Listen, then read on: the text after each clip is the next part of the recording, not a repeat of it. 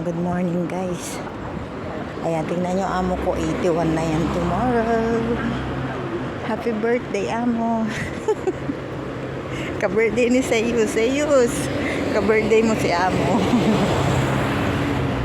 Amo, napakabilis pa lumakad sa akin. O, tingnan mo. Tatawid pa yan. Napakabilis. Late na kasi kami, kaya kami nagmamadali. Diba?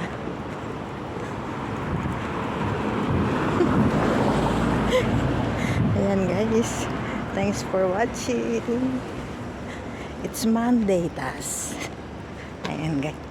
Tinanghali kami ng gising. Tinanghali ng baba. Ay, 7 o'clock yung session niya. Ayun na yung instructor namin sa unahan. Bye!